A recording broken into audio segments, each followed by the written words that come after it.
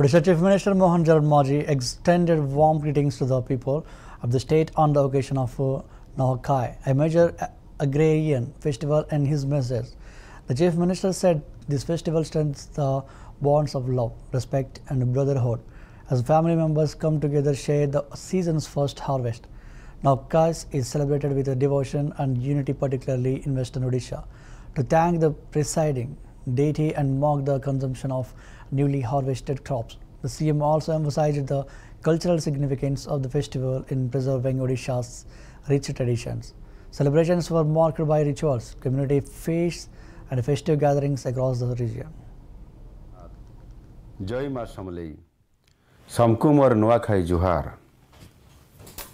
ओडिशार महान कृषिभित्तिक गणपर्व नुआखाईर शुभ अवसर समस्त राज्यवासी को अनेक अनेक शुभेच्छा और अभिनंदन जनाऊँगी।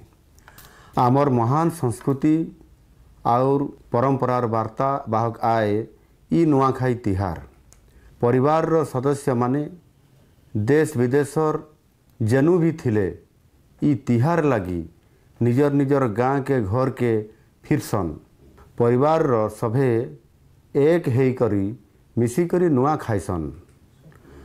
मनुष्य मनुष्य भितर स्नेह प्रेम श्रद्धा सम्मानर आदान प्रदान आर भाईचारा के नहीं करी आईसी आमर ई परब नुआखाई।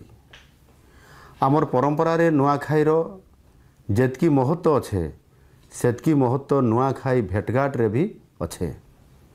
नुआखाई सरला परे सभे सबको भेट हेबार बड़ मान को नुआखाई जुहार करबार समकर भितरे भाव प्रेम रो आदान प्रदान करबार आर नाच गीत खाना पीना मौज मजलिस करबार ई नुआखाई भेटघाट रो गोटे नियारा परंपरा आए।